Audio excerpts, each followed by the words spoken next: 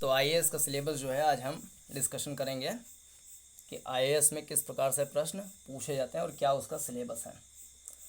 तो आज का अगर एजेंडा देखें तो वो है आईएएस सिलेबस, यानी आईएएस का पाठ्यक्रम क्या होता है।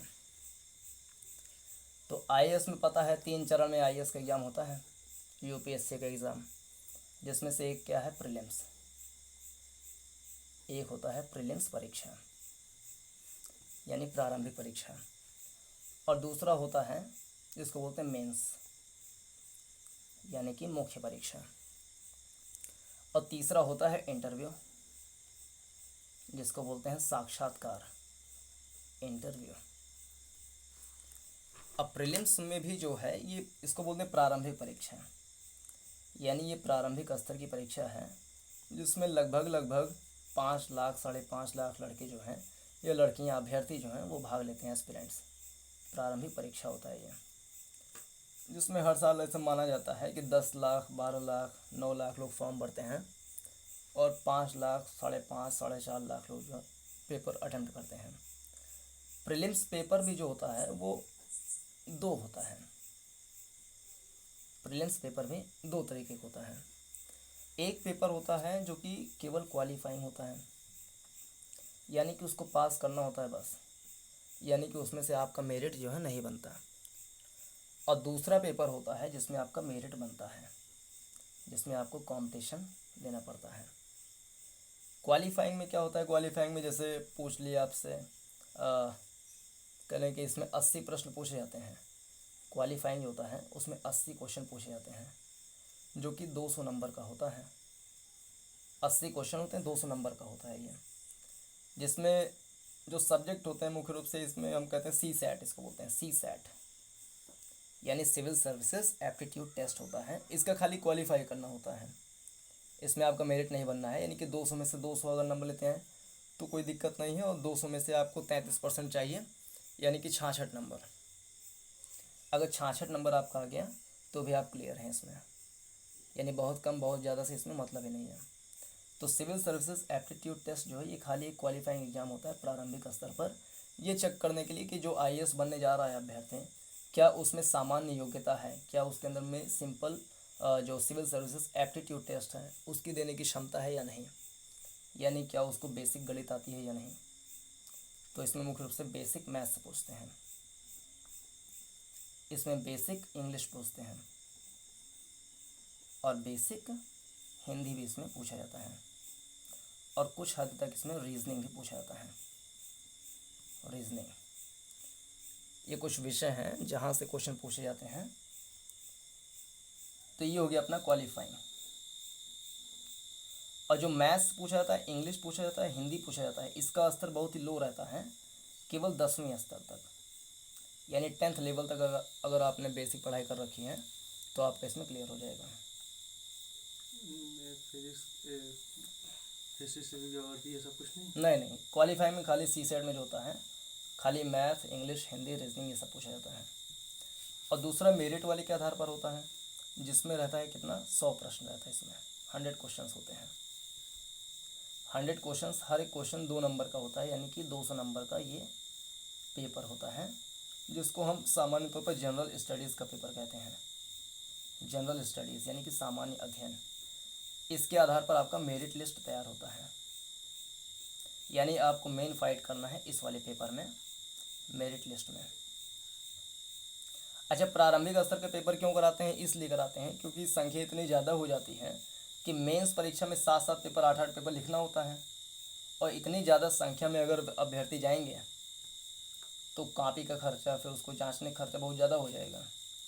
इसीलिए सिंपल सा 100 क्वेश्चन का करा लेते हैं भरवाने वाला OMR सीट में, इसको जो क्लियर करता है फिर वो जाता है मेंस परीक्षा पेपर देने के लिए।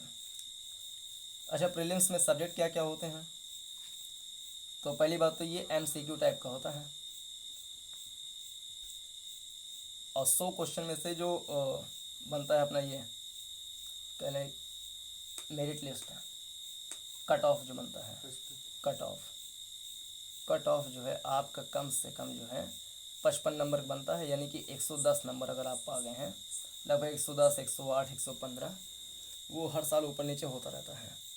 तो इतना नंबर अगर आपका मिल गया है तो समझ लीजिए आपका प्रीलिम्स क्लियर है। इसमें सब्जेक्ट क्या क्या पूछे जाते हैं, तो वही सिंपल सा आपके जो जनरल हिस्ट्री है, फिर आपका पॉलिटी जो है, आपका इंडियन इकोनॉमी, इससे क्वेश्चन पूछे जाते हैं, बेसिक क्वेश्चन। यानी अगर आपका डिटेलिंग देखना है तो जो मेंस पेपर है, मेंस पेपर में जो सिलेबस निर्धारित किए गए हैं उसी सिलेबस से रिलेटेड आपकी बेसिक चीज़ें जो हैं एमसीक्यू में पूछ ली जाती हैं, इसलिए कि आप मेंस लिखने लायक के हैं भी कि नहीं है। यानी आप खाली जो है टाइम पास करने के लिए तो नहीं आ गए हैं पेपर देने के लिए। तो आपका पहले जो है एक पेपर करा लिया जाता है प्रीलिम्स का, हिस्ट्री, पॉलिटी, इकोनॉमी। इसके अलावा करंट अफेयर्स का बहुत बड़ा रोल होता है। हाँ, करंट अफेयर्स मतलब जो समसामयिक घटनाएं घट रही हैं। अगर कोई रिसेंट में कोई घटना घटी है 1 साल 1.5 साल के अंदर में और बहुत महत्वपूर्ण है, तो वो सारे क्वेश्चन पूछ लिए जाते हैं। जैसे कोई मान लो महत्वपूर्ण बैठक हुई है, G7 की बैठक, G20 की बैठक हुई है, G8 की बैठक, या कोई बहुत बड़ा डेवलपमेंट हुआ स्पोर्ट के क्षेत्र में, तो वो सारे क्वेश्चन करंट अफेयर्स के बनते हैं। 1 साल 1.5 साल के जो करंट अफेयर हैं। इसके बाद जनरल साइंस, जनरल साइंस से भी क्वेश्चन पूछे जाते हैं। सामान्य विज्ञान, तो जनरल साइंस हो गया, हिस्ट्री हो गया, पॉलिटी हो गया, इकोनॉमी हो गया। इसके अलावा जो विषय हैं वो आपका ज्योग्राफी, ज्योग्राफी से भी क्वेश्चन पूछते हैं, भूगोल। और ज्योग्राफी में सबसे ज़्यादा एम्फेसिस होता है इंडियन ज्योग्राफी और वर्ल्ड ज्योग्राफी पर। सबसे ज़्यादा इंडियन ज्योग्राफी पर ज़्यादा फोकस होता है, भारत के भूगोल पर। और पर्यावरण और पारिस्थितिकी यानी कि environment and ecology, environment and ecology यानी पर्यावरण और पारिस्थितिकी, इससे रिलेटेड जो है प्रश्न पूछे जाते हैं प्रीलिम्स में। सामान्य विज्ञान हो गया, विज्ञान प्रौद्योगिकी हो गया, और विविध कुछ ऐसे विषय जो करंट अफेयर से रिलेटेड हैं वो सारे इस पर पूछे जाते हैं। तो ये हो गया अपना प्रीलिम्स का। हिस्ट्री का अगर भार देखें लगभग कितना क्वेश्चन पूछा जाता है, तो हिस्ट्री में art and culture, ancient history, medieval, modern history सब मिला करके करीब करीब मान चलिए कि 15 क्वेश्चन जो है पूछ लिया जाता है। पॉलिटी से करीब करीब मान सकते हैं आप 18 क्वेश्चन तक पूछ लिया जाता है औसतन। इकोनॉमी से भी आप कम से कम 15 तक मान लीजिए। करंट अफेयर्स से जो प्योर रूप से करंट अफेयर्स ही हैं तो उसमें आप करीब करीब 10 मान लीजिए। जनरल साइंस में करीब करीब 10 क्वेश्चन इसमें मान लीजिए। और जियोग्राफी में जो है आप 15 क्वेश्चन इसमें मानिए। एनवायरनमेंट एंड इकोलॉजी में भी आप मिला करके 15 मान लीजिए, कहीं ज़्यादा तो नहीं हो गया। कितना बना टोटल? तो 8 5 13, 13 5 18, 18 5 23, 2 1 2 3 4 5 6 2 8, यानी आप थोड़ा थोड़ा अनुपात और बढ़ा लीजिए। करंट अफेयर का आप 15 कर लीजिए, जनरल साइंस का जो है 10 से 12 क्वेश्चन पूछे जाते हैं, जियोग्राफी आप 18 तक कर लीजिए। लगभग इस रेशियो में प्रश्न पूछे जाते हैं प्रीलिम्स में। तो ये हो गया प्रीलिम्स। अब आ गया मेंस। मेंस में कौन कौन से पेपर होते हैं? तो मेंस पहली बात तो ये लिखित पेपर होता है, यानी इसमें आपको लिखना पड़ता है। और मेंस में भी 2 प्रकार के पेपर होते हैं। एक पेपर वे जो सभी को देना है, जिसको बोलते हैं अनिवार्य विषय, अनिवार्य विषय। और एक पेपर वे जो आपका ऐच्छिक विषय होता है, ऑप्शनल पेपर, ऐच्छिक विषय, यानी उसको आप चूज़ करते हैं कि आप किस विषय से अलग से पेपर देना चाहते हैं। इसका नंबर जुड़ता है? हाँ, इसका नंबर जुड़ता है। प्रीलिम्स का नंबर नहीं जुड़ता है। प्रीलिम्स का नंबर केवल मेरिट इसमें बन जाएगा, आपका सिलेक्शन हो गया है तो आप मेंस लिखने के काबिल हो गए हैं। नहीं, इसमें हाँ, मेंस में जो है अनिवार्य विषय और ऑप्शनल विषय दोनों का जोड़ करके आपका मेरिट बनता है। तो ऑप्शन लेना कंपलसरी है? ऑप्शन लेना कंपलसरी है। तो अनिवार्य विषय, ऐच्छिक विषय, 2 प्रकार के विषय होते हैं।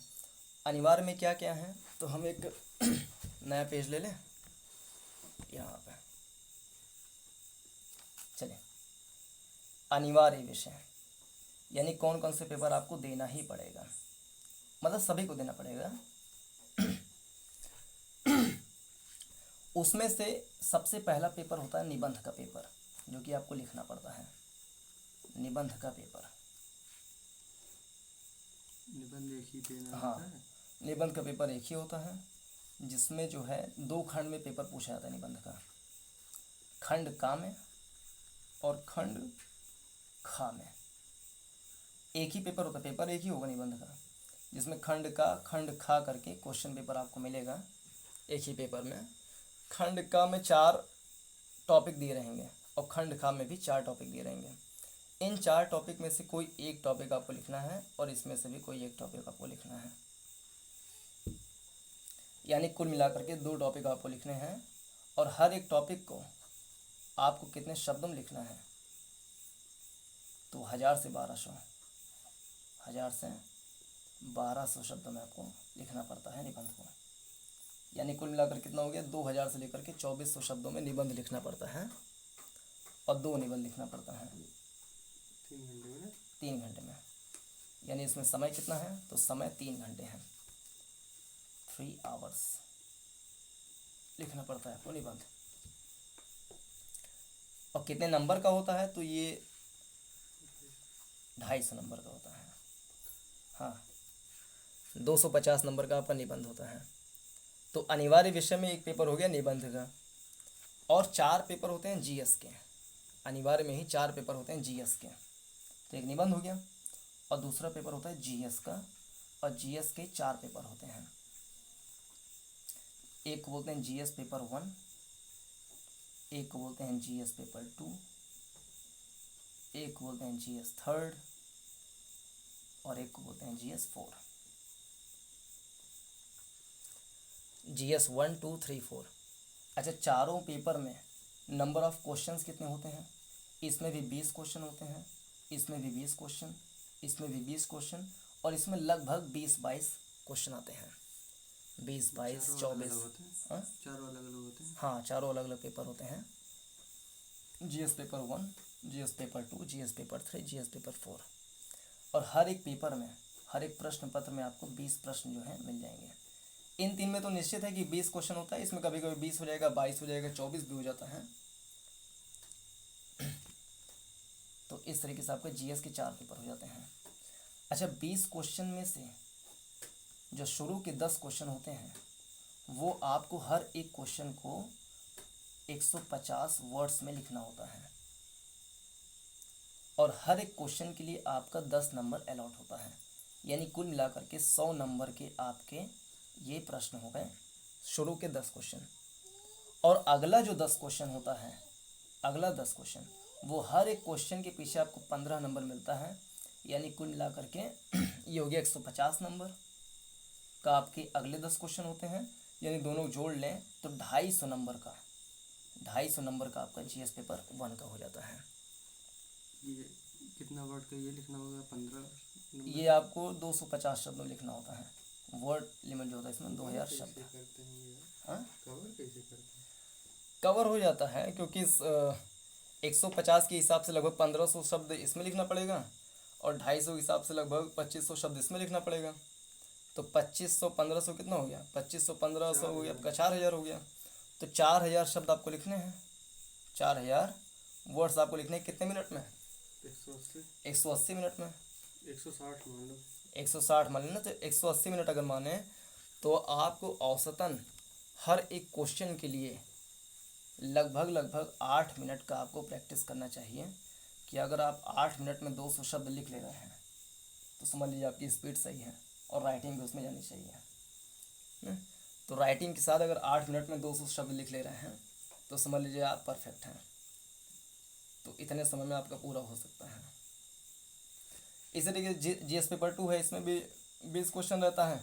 शुरू का 10 क्वेश्चन जो है 150 शब्दों में लिखना होता है। हर एक क्वेश्चन 10 नंबर का होता है, 250 नंबर का होता है। सब में सेम टू सेम है। 3 घंटे का समय होता है सब में। इसमें 3 घंटे का, इसमें 3 घंटे का, इसमें 3 घंटे, चारों में 3 घंटे का समय। और क्वेश्चन का बंटवारा कुछ इसी तरीके से होता है। मेन मुद्दा ये है, ये समझना कि जीएस पेपर 1 में किन किन सब्जेक्ट से क्वेश्चन पूछे जाते हैं। इतना क्लियर है। अच्छा, नंबर जोड़ा जाता है तो निबंध के नंबर जोड़े जाते हैं, जीएस के चारों पेपर के नंबर जोड़े जाते हैं, और जो आपका ऐच्छिक विषय है उसमें आपने कितना स्कोर किया है तो वो नंबर जोड़े जाते हैं। यानी जीएस के चारों पेपर और निबंध को मिला लें तो कितना नंबर पेपर हो गया, तो 1250 नंबर का पेपर हो जाता है ये वाला। यानी अनिवार्य विषय कितने नंबर का होता है, तो 1250 नंबर का होता है अनिवार्य विषय, जो सभी को देना पड़ता है। ऐच्छिक विषय यानी ऑप्शनल पेपर, कोई एक सब्जेक्ट चुनना पड़ता है जिसमें 2 पेपर पूछे जाते हैं, तो उसका हम बाद में डिस्कशन करेंगे। वो 500 नंबर का होता है, तो 500 1250 मिला करके 1750 नंबर क्वेश्चन होता है ये वाला, और 275 नंबर का होता है इंटरव्यू। ठीक है, पहले देख लें निबंध में किस किस एरिया से क्वेश्चन पूछे जाते हैं। निबंध में जैसे जो सोशल, सोसाइटी, इंडियन इकोनॉमी या हिस्ट्री से related question, art and culture से रिलेटेड क्वेश्चन पूछे जाते हैं निबंध में। अगर कोई मुद्दा इंटरनेशनल रिलेशन से संबंधित इम्पोर्टेंट है तो वो भी पूछा जाता है। ठीक है, अब देख लें जीएस पेपर 1 में क्या क्या चीज़ है, एक एक मुद्दा समझ लें इसमें। जीएस पेपर 1 देख लिया हमने कि इसमें 20 क्वेश्चन पूछे जाते हैं, 3 घंटे का होता है ये, 4000 शब्द लगभग आपको लिखने पड़ते हैं। जीएस पेपर 1 में जो सब्जेक्ट का बंटवारा किया गया है, इसमें 3 विषय रखे गए हैं। इन्हीं 3 विषय से मिला करके आपको जो है 20 क्वेश्चन डिज़ाइन किए जाते हैं। तो पहला विषय है इतिहास, पहला विषय है इतिहास, इससे प्रश्न पूछे जाते हैं। और दूसरा है भूगोल। अगर ऑप्शनल में भूगोल है तब भी इसमें से पूछे जाएंगे। हाँ, अगर ऑप्शनल में भूगोल लिया है तब भी इसमें पूछे जाएंगे, क्योंकि ये अनिवार्य है, सभी के लिए पूछा ही जाएगा। ये अनिवार्य विषय है, ये सभी के लिए पूछा जाएगा, आपका ऑप्शन चाहे जो भी हो। तो इतिहास, भूगोल और एक है समाज, इन 3 विषय से आपके जीएस पेपर 1 में पूछा जाता है। समाजशास्त्र नहीं, सामाजिक व्यवस्था बोल सकते हैं उसको, समाज बोलेंगे, society, Indian society, Bharatiya Samaj. इतिहास, भूगोल, समाज, इससे क्वेश्चन पूछे जाते हैं। इतिहास से देखें, जीएस पेपर 1 कितने नंबर का, 250 नंबर का होगा, और 20 क्वेश्चन पूछे जाएंगे, और 3 घंटे का समय होगा। इतिहास में कौन कौन सा इतिहास है, तो पहला तो वर्ल्ड हिस्ट्री है, दूसरा एंशियंट हिस्ट्री यानी प्राचीन इतिहास से प्रश्न होते हैं, फिर मेडिवल हिस्ट्री से, और इंडियन हिस्ट्री जो मॉडर्न हिस्ट्री है, मॉडर्न हिस्ट्री, इससे क्वेश्चन पूछे जाते हैं हिस्ट्री में। इतिहास में विश्व इतिहास, प्राचीन इतिहास, मध्यकालीन इतिहास, और जो मॉडर्न हिस्ट्री है, आधुनिक इतिहास से प्रश्न पूछे जाते हैं। वर्ल्ड हिस्ट्री से क्वेश्चन पूछने का रिवाज बहुत कम है, मुश्किल से 1 से 2 क्वेश्चन औसत रूप में, अगर पिछले 6 सालों का औसत निकालें तो लगभग 1-2 प्रश्न पूछ लिए जाते हैं, नहीं ज़्यादा प्रश्न नहीं पूछा जाता है। 2013 में सबसे ज़्यादा पूछा गया था 4 क्वेश्चन वर्ल्ड हिस्ट्री से। उसके बाद का रिवाज रहा है कि 1 क्वेश्चन 2 क्वेश्चन, 1 क्वेश्चन 2 क्वेश्चन, इतना पूछा जाता है वर्ल्ड हिस्ट्री से। एंशियंट हिस्ट्री में जो क्वेश्चन पूछे जाते हैं वो मुख्य रूप से एक सब्जेक्ट है, इसको बोलते हैं आर्ट एंड कल्चर, यानी कला एवं संस्कृति। इसकी एक पुस्तक आती है नितिन सिंघानिया जी की, तो उस पुस्तक से तैयारी करके हम कला एवं संस्कृति वाले पोर्शन को कंप्लीट कर सकते हैं। इससे प्रश्न अच्छे खासे पूछ लिए जाते हैं। फिर मेडिवल हिस्ट्री से प्रश्न जो है बहुत कम पूछे जाते हैं, यानी कि अगर एक आध प्रश्न भी पूछ लिया तो बड़ा सौभाग्य है। लेकिन मॉडर्न हिस्ट्री से प्रश्न अच्छे खासे पूछे जाते हैं हर साल। मान के चलिए मॉडर्न हिस्ट्री में जो है हर साल अगर आप औसत निकालेंगे 2013 से 2019 तक का, तो आधुनिक भारत का इतिहास जो है, आधुनिक भारत के इतिहास से जो है आपको प्रश्न हर साल मिल जाते हैं अच्छी संख्या में। जैसे कि एक साल पूछा गया था 4 प्रश्न पूछ लिए गए, एक साल 1, फिर 5, 3, इस तरीके से, यानी कि औसत रूप में हम कह सकते हैं कि 3 प्रश्न जो है मॉडर्न हिस्ट्री से पूछ लिए जाते हैं। फिर भूगोल, भूगोल विषय है, तो भूगोल में भी 2 प्रकार के भूगोल हैं, एक भारत का भूगोल है, एक विश्व का भूगोल है। लेकिन जो भूगोल का सिलेबस बताया गया है आईएएस के सिलेबस में, वो मुख्य रूप से जो प्राकृतिक भूगोल है, प्राकृतिक भूगोल, प्राकृतिक भूगोल मतलब जैसे कि भूकंप से रिलेटेड क्वेश्चन, भूकंप, सुनामी चक्रवात। सुनामी चक्रवात यानी कि जो प्राकृतिक घटनाएं हो रही हैं उससे संबंधित प्रश्न पूछे जाते हैं भूगोल में। ठीक है, यानी इसको हम बोल सकते हैं क्या, फिजिकल ज्योग्राफी। और भूगोल से मान के चलिए कम से कम आपके 70 से 80 नंबर के जो है भूगोल से प्रश्न पूछ लिए जाते हैं। यानी अगर देखें करीब 85 नंबर, 85-100 नंबर के जो हैं प्रश्न हर साल पूछे जाते हैं भूगोल से। अब भूगोल में विषय क्या क्या है, एक तो भौतिक भूगोल है। भौतिक भूगोल में मुख्य रूप से जो भूकंप, सुनामी, चक्रवात, जो प्राकृतिक घटनाएं हो रही हैं इससे रिलेटेड प्रश्न पूछे जाते हैं। और जो भारत में प्राकृतिक संसाधन पाए जा रहे हैं, प्राकृतिक संसाधन मतलब कि जो मिनरल रिसोर्सेज हैं, जो जल संसाधन है, खनिज पदार्थ हैं, तो उनका वितरण किस प्रकार से हुआ है और उसी के आधार पर जो इंडस्ट्रीज लगे हुए हैं वो कहाँ कहाँ लगे हुए हैं और क्यों लगे हुए हैं। यानी कि जो संसाधन भारत में पाए जा रहे हैं या विश्व में पाए जा रहे हैं उससे रिलेटेड प्रश्न होता है। और भारत एवं विश्व में उद्योगों को स्थापित करने वाले कारक क्या हैं, यानी कि अगर कहीं पर सूती मिल का इंडस्ट्री लगा हुआ है तो उसके पीछे कारण क्या है। कहीं अगर रिफाइनरी इंडस्ट्री लगा हुआ है तो उसके पीछे कारण क्या है। तो कोई भी उद्योग लगने के पीछे बहुत सारे कारण होते हैं, जैसे कि कच्चे माल तक अगर उसकी पहुंच है तो वहाँ पे लग जाता है। अगर नज़दीक में बाज़ार मिल जा रहा है, इंफ्रास्ट्रक्चर डेवलपमेंट अच्छा है, रोड्स बढ़िया बने हुए हैं, गाड़ियाँ हैं और वहाँ पे डिमांड जो है मिलती है ना, पैसा वैसा बढ़िया कमाई हो सकता है, तो वहाँ पे इंडस्ट्री लगाए जाते हैं। तो किसी भी क्षेत्र में अगर कागज़ इंडस्ट्री या रिफाइनरी इंडस्ट्री लगा हुआ है, किसी प्रकार के उद्योग लगे हुए हैं, तो उसके पीछे कारण क्या है, इससे संबंधित प्रश्न जो है पूछे जाते हैं। यानी हम कह सकते हैं उद्योग से संबंधित पूछते हैं भूगोल में। और महत्वपूर्ण भूभौतिक घटनाएं जैसे भूकंप, सुनामी, ज्वालामुखी, इन सब से प्रश्न पूछे जाते हैं। लगभग एक प्रश्न पूछने का रिवाज है हर साल। और जो भौगोलिक विशेषताएं हैं उससे संबंधित पूछते हैं प्रश्न, जैसे मान लो कहीं आ गया चक्रवात आ गया, या मान लो कहीं पे ज्वालामुखी आ गया, तो ज्वालामुखी उस क्षेत्र में क्यों आया। तो ये सारी प्रश्न पूछे जाते हैं भूगोल में। और समाज, फिर तीसरा टॉपिक है समाज। समाज से हर साल जो है लगभग 90-80 इतने नंबर का क्वेश्चन पूछा जाता है समाज से। यानी 80 से 90 नंबर का क्वेश्चन इंडियन सोसाइटी से पूछा जाता है, जिसमें महिलाओं से संबंधित मुद्दे, बेरोजगारी, भूखमरी, गरीबी, ये सारे प्रश्न पूछे जाते हैं। शहरीकरण जो हो रहा है, इंडस्ट्रियलाइजेशन हो रहा है, फिर अर्बनाइजेशन हो रहा है, पॉपुलेशन इतनी ज़्यादा ग्रोथ कर रही है, तो पॉपुलेशन ग्रोथ से भारत के ऊपर क्या प्रभाव पड़ेगा। तो ये सारे क्वेश्चन होते हैं इसमें। यानी एक बेरोजगारी, अगर हम पॉइंट टू पॉइंट कर दें, बेरोजगारी, भूखमरी, गरीबी, तो इन सब विषय पे बढ़िया पकड़ होनी चाहिए। जनसंख्या से संबंधित जो मुद्दे हैं, जनसंख्या बढ़ रही तो इसका क्या फ़ायदा होगा, अगर बहुत सारी जनसंख्या है तो हम जनसंख्या की लाभांश कैसे उठा सकते हैं। डेमोग्राफिक डिविडेंड, कैसे हम अपने यहाँ के युवाओं को जो है दक्ष बना करके उनसे जीडीपी ग्रोथ करवा सकते हैं। और शहरीकरण हो रहा है तो शहरीकरण के क्या लाभ हैं, क्या हानियाँ हैं। अर्बनाइजेशन होगा तो पॉल्यूशन होगा, तो पॉल्यूशन से नुकसान होगा। शहरीकरण के कुछ फ़ायदे भी हैं, तो शहरीकरण के बारे में अच्छी जानकारी होनी चाहिए, ये अपेक्षा रखता है।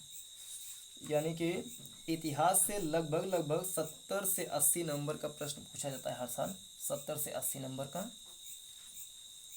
और भूगोल से देखें तो लगभग आपको 80 से 90 नंबर का, जैसे 2019 में 90 नंबर का पूछ लिया क्वेश्चन, 2018 में 90 का, फिर 2017 में 65 का, तो हम मान सकते हैं औसत रूप में 80 नंबर का क्वेश्चन जो है भूगोल से हो जाएगा।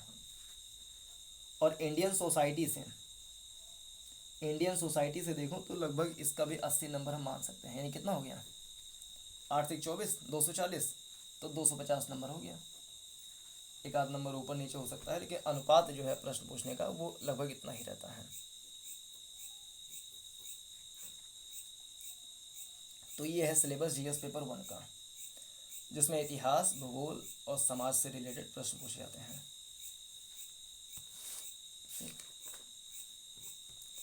अब दूसरा है जीएस पेपर 2। अब फिर आता है जीएस पेपर 2। जीएस 2 होता है लाइट।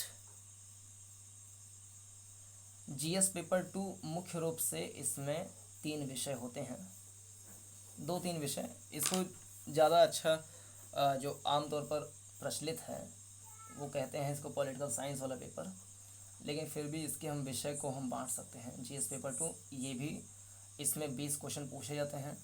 हर एक क्वेश्चन पे जो है 10 नंबर 15 नंबर का होता है, यानी कुल मिलाकर के 250 नंबर का पेपर होता है और 3 घंटे का समय इसमें भी रहता है लिखने के लिए। जीएस पेपर 2 में सबसे पहले जो विषय है, सब्जेक्ट है, वो है संविधान। संविधान एवं राज्य व्यवस्था, यानी कॉन्स्टिट्यूशन एंड इंडियन पॉलिटी से रिलेटेड क्वेश्चन पूछे जाते हैं। और दूसरा हम कह सकते हैं जो समाज है, यानी सामाजिक न्याय हम कह सकते हैं उसको, समाज नहीं, सामाजिक न्याय से संबंधित प्रश्न पूछे जाते हैं। तीसरा हम कह सकते हैं गवर्नेंस, यानी कि जो प्रशासन है, प्रशासन से रिलेटेड प्रश्न पूछे जाते हैं। और इसके अलावा हम कह सकते हैं अंतर्राष्ट्रीय संबंध, यानी इंटरनेशनल रिलेशंस से संबंधित प्रश्न पूछे जाते हैं हर साल। अंतर्राष्ट्रीय संबंध एक हो गया अपना IR, इसको बोलते हैं शॉर्ट में। तो इन 4 विषयों से प्रश्न पूछे जाते हैं आमतौर पर। संविधान एवं राज्य व्यवस्था यानी इंडियन पॉलिटी कॉन्स्टिट्यूशन, सामाजिक न्याय यानी सोशल जस्टिस, प्रशासन यानी एडमिनिस्ट्रेशन, ये तीनों का जो नेचर है वो लगभग एक जैसा है। तो इन तीनों को हम मिला करके एक विषय मान लेते हैं जिसको बोलते हैं पॉलिटी। पॉलिटी और पॉलिटी के लिए सबसे बढ़िया किताब मानी जाती है लक्ष्मीकांत की, M लक्ष्मीकांत जी की पुस्तक है भारत की राज्य व्यवस्था पर। ये एक बढ़िया पुस्तक है। इसके अलावा NCERT की पुस्तक उपयोगी होती हैं। प्रश्न इसमें क्या पूछते हैं, जैसे एक तो जैसे अपना हो गया कि भारत की जो राजनीतिक व्यवस्था है वो कैसी है। राजनीतिक व्यवस्था नहीं, संसदीय व्यवस्था है अपने यहाँ पे, संसदीय व्यवस्था है। लोकतंत्र है अपने यहाँ पे, तो लोकतंत्र से रिलेटेड प्रश्न पूछते हैं। मौलिक अधिकार जो होते हैं हमारे, फंडामेंटल राइट्स, मौलिक अधिकार से संबंधित प्रश्न पूछे जाते हैं। फिर जो मौलिक कर्तव्य है, मूल कर्तव्य इसको बोलते हैं, 11 हैं इस समय, तो मूल कर्तव्य से संबंधित प्रश्न होते हैं। प्रस्तावना से होता है, प्रश्न पूछा जाता है। फिर केंद्र और राज्य के बीच में कैसा संबंध है, सेंट्रल गवर्नमेंट और जो स्टेट गवर्नमेंट है उसके बीच में किस प्रकार के संबंध हैं, तो उससे संबंधित प्रश्न पूछे जाते हैं। इसके अलावा इंडियन पॉलिटी में अन्य जो विषय हैं, जैसे कि भारतीय संविधान की क्या विशेषताएं हैं। भारतीय संविधान की विशेषताएं हैं कि उसमें मौलिक अधिकार है, एक बहुत बड़ा लिखित संविधान है, भारत एक बहुत बड़ा लोकतंत्र है, तो उसको चलाने के लिए बहुत सारे मूल अधिकार दिए गए हैं। एक प्रस्तावना है और एक हमारा फेडरल, तो हमारे यहाँ पे शासन प्रणाली कैसी है, तो संसदीय शासन प्रणाली है, संसदीय शासन प्रणाली, तो इससे तो प्रश्न पूछे ही जाते हैं। इसके अलावा जो भारतीय संविधान की विशेषताएं हैं, भारतीय संवैधानिक योजना और अन्य देशों से हमने अपने संविधान में क्या क्या चीज़ें ली हैं, हमारी जो पॉलिटी है, पॉलिटिक्स भारत की, वो कैसे विदेशों से प्रभावित होती है, और जो संघीय ढांचे हैं यानी कि फेडरल सिस्टम, जिसको हमारे यहाँ पे बोलते हैं यूनियन सिस्टम, तुम्हारे यहाँ पे यूनियन सिस्टम कैसे है। फिर अमेरिका में फेडरल सिस्टम है, तो फेडरल सिस्टम से कैसे अलग है, क्या समानताएं हैं, यूनियन सिस्टम में क्या खामियां हैं, फेडरल सिस्टम में क्या अच्छाइयां हैं, क्या भारत को यूनियन से अलग होकर के फेडरल मतलब फेडरल वाले स्ट्रक्चर को लागू करना चाहिए, क्या संसदीय लोकतंत्र को समाप्त करके हमें राष्ट्रपति या अध्यक्षात्मक शासन प्रणाली को लाना चाहिए। तो ये सब जो संघीय शासन से संबंधित प्रश्न हैं वो पूछे जाते हैं। फिर जो हमारी कार्यपालिका है, कार्यपालिका में एक तो केंद्र की कार्यपालिका हो जाती है जिसमें मंत्रिमंडल, मंत्रिपरिषद ये सब आ जाते हैं। एक राज्य की कार्यपालिका हो जाती है जिसमें राज्य की विधानसभा आ जाती है। तो कार्यपालिका एक विधायिका यानी विधि बनाने वाली संस्था, जैसे केंद्र में विधि वाली बनाने वाली संस्था है संसद, राज्य में विधि बनाने वाली संस्था है विधानमंडल, तो संसद के बारे में बहुत गहरी जानकारी, विधानमंडल के बारे में बहुत गहरी जानकारी। कार्यपालिका में जैसे, कार्यपालिका मतलब जो विधायिका में कानून बनते हैं तो उसको इम्प्लीमेंट करने वाले जो व्यक्ति होते हैं वो होते हैं कार्यपालिका, जिसको बोलते हैं एग्जीक्यूटिव्स। तो एग्जीक्यूट कौन करता है, जो नियम कानून बनते हैं, तो उसको मुख्य रूप से राष्ट्रपति करेगा। प्रेसिडेंट सबसे ऊपर है, भारत का प्रथम नागरिक है, तो प्रेसिडेंट के बारे में बहुत गहरी जानकारी। प्राइम मिनिस्टर के बारे में, उसके बाद उपराष्ट्रपति हो गया, लोकसभा अध्यक्ष के बारे में गहरी जानकारी मांगता है। फिर सभापति हो गया, उपराष्ट्रपति वही सभापति होता है राज्यसभा का, तो उसके बारे में। और फिर स्टेट में अगर आएंगे तो वहाँ पे सीएम के बारे में गहरी जानकारी, फिर गवर्नर के बारे में गहरी जानकारी की डिमांड मांगता है। यानी कार्यपालिका से संबंधित जो राष्ट्रपति, प्रधानमंत्री, लोकसभा अध्यक्ष, उपाध्यक्ष, फिर चीफ मिनिस्टर, गवर्नर, तो इन सब से रिलेटेड बहुत गहरी जानकारी मांगता है। विधायिका में जो संसद है, संसद और जो राज्य में विधानमंडल है, विधानमंडल में विधानसभा और विधान परिषद आते हैं, लेकिन 5 राज्यों में ही विधान परिषद वाली व्यवस्था है, बाकी राज्यों में केवल एक सदनीय व्यवस्था है विधानसभा की। तो संसद में कैसे कोई विधि पारित होता है, उसकी विधायी प्रक्रिया क्या होती है, संसद के क्या अधिकार हैं, संसद की बहुत बड़ी पावर होती है, जिसको बोलते हैं संसदीय सर्वोच्चता का सिद्धांत, यानी कि सुप्रीमेसी ऑफ पार्लियामेंट्री सिस्टम, यानी पार्लियामेंट की सुप्रीमेसी हमारे यहाँ पर है, संसद के पास संप्रभुता है। तो संसद की क्या क्या खासियतें हैं, क्या क्या विशेषताएं हैं, इसके बारे में बहुत ही गहरी जानकारी लक्ष्मीकांत में बकायदे इसके बारे में एक चैप्टर दिया गया है, जो कि बहुत ही उपयोगी है। फिर संसद में अलग अलग प्रकार की समितियाँ बनती हैं, जैसे लोक लेखा समिति हो गई, प्राक्कलन समिति हो गई, विशेषाधिकार से संबंधित समिति हो गई, तो समितियों के बारे में जानकारी मांगता है। फिर जैसे विधायिका हो गया, कार्यपालिका हो गया, फिर न्यायपालिका। न्यायपालिका मतलब जुडिशियरी। न्यायपालिका में जो सुप्रीम कोर्ट ऑफ इंडिया है और जो high court of different states हैं, उसके बारे में बहुत ही गहरी जानकारी, और कैसे सुप्रीम कोर्ट, हाई कोर्ट एक दूसरे का सहयोग करते हैं, कैसे जो 5 प्रकार के रिट्स हैं उसको जारी करते हैं, और कैसे न्यायपालिका नागरिकों के मूल अधिकारों की सुरक्षा करते हैं। तो न्यायपालिका के बारे में बहुत ही गहरी जानकारी मांगता है। तो न्यायपालिका हो गया, कार्यपालिका, विधायिका। उसके अलावा हम कह सकते हैं जो कुछ व्यक्ति हैं महत्वपूर्ण हमारे संविधान में उल्लिखित हैं, जैसे आर्टिकल 148 में देखें तो उसमें controller and auditor general of India, जिसको भारत का नियंत्रक और महालेखा परीक्षक कहते हैं, CAG, तो ये बहुत इंपॉर्टेंट संस्था होती है। जो व्यक्ति होता है बहुत इंपॉर्टेंट व्यक्ति होता है, संवैधानिक पद होता है। इसके बारे में गहरी जानकारी मेंस में भी मांगता है, और प्रीलिम्स में तो इससे रिलेटेड क्वेश्चन पूछे जाते हैं। कैग हो गया। इसके अलावा जो महाधिवक्ता होता है, यानी कि सरकार का जो वकील होता है, सरकारी वकील होता है, और भारत का सबसे प्रमुख वकील माना जाता है, जिसको संविधान में आर्टिकल 76 में अटॉर्नी जनरल कहा जाता है। अटॉर्नी जनरल यानी भारत का कह लें कि सर्वोच्च विधि अधिकारी, अटॉर्नी जनरल, जो कि आर्टिकल 76 में उल्लिखित है और ये आर्टिकल 148 में उल्लिखित है। अटॉर्नी जनरल जो है वो जो विधि से संबंधित सलाह देता है वो केंद्र सरकार को देता है। इसी प्रकार से राज्य सरकार को विधि से संबंधित जानकारी देने के लिए जो सलाह मशवरा देता है उसको बोलते हैं महाधिवक्ता। महाधिवक्ता, तो महाधिवक्ता भी एक विधि अधिकारी होता है जो राज्य की सरकार को विधि से संबंधित जानकारियाँ प्रोवाइड करता है कि आपका कोई विधि बनने जा रहा है तो कहीं उसमें कोई संवैधानिक पेश तो नहीं हो जाएगा, आप कुछ असंवैधानिक काम तो नहीं करने जा रहे हैं, तो वो सलाह देता है राज्य सरकार को, महाधिवक्ता। तो अटॉर्नी जनरल और महाधिवक्ता के बारे में गहरी जानकारी की डिमांड मांगता है, प्रश्न कई बार पूछते हैं इन सबसे। इसके अलावा कुछ जैसे विभिन्न घटकों के मध्य शक्ति का पृथक्करण, यानी कार्यपालिका, न्यायपालिका, विधायिका, इन सब के अपनी अपनी शक्तियाँ, अपने अपने विशेषाधिकार हैं, तो कोई किसी के शक्तियों का अतिक्रमण ना करें। यानी कार्यपालिका जो न्यायपालिका है कहीं वही विधि बनाने वाली संस्था ना बन जाए, तो ऐसा नहीं होना चाहिए। जो काम निर्धारित किए गए हैं अलग अलग संस्थाओं के लिए वो निश्चित है, और एक दूसरे के अधिकारों पे, एक दूसरे के कर्तव्यों का अतिक्रमण जो है नहीं कर सकते हैं। तो शक्तियों का पृथक्करण किया गया है हमारे संविधान में। देखिए आर्टिकल 50 में, आर्टिकल 50 में अलग अलग संस्थाओं की शक्तियों का पृथक्करण की बात कही गई है, तो उसका भी पालन होना चाहिए। और अगर कहीं इसमें पेंच फंसता है करंट अफेयर्स में, तो ये क्वेश्चन बहुत इंपॉर्टेंट रूप से बन जाता है।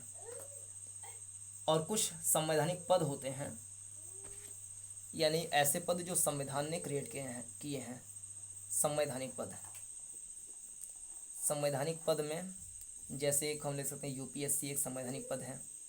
आर्टिकल 115 में इसका उल्लेख किया गया है यूपीएससी का। अगर मैं सही याद कर पा रहा हूँ तो आप कमेंट सेक्शन में बता सकते हैं कि इसका सही आर्टिकल क्या है।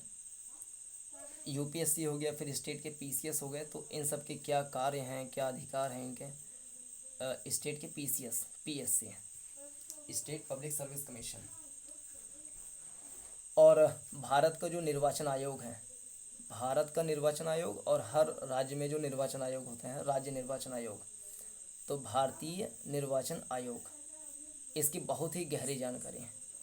हर साल एक प्रश्न ऐसा नहीं होता है कि ना पूछा जाए इससे। भारतीय निर्वाचन आयोग और राज्य के निर्वाचन आयोग, इनकी क्या शक्तियां हैं, क्या इनके अधिकार हैं।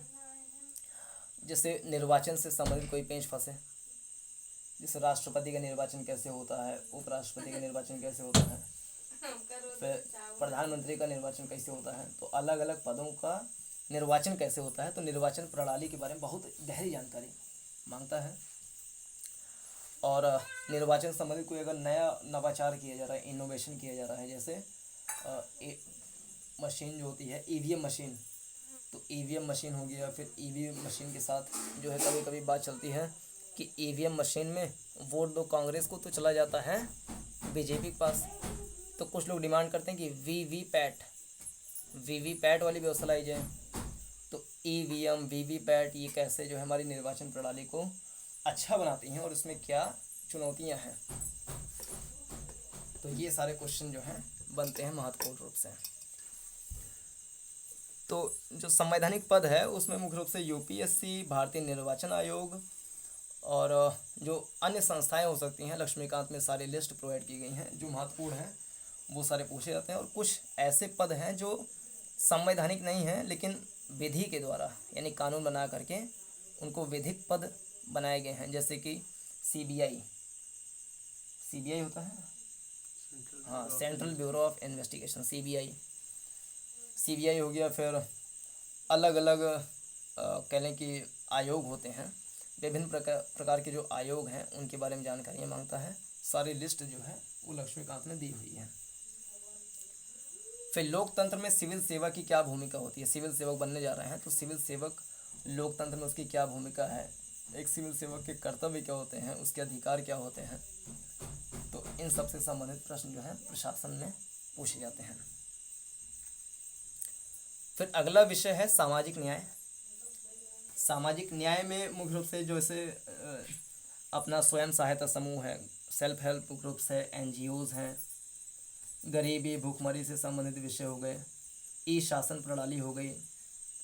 तो ये सारे क्वेश्चन पूछे जाते हैं कि एक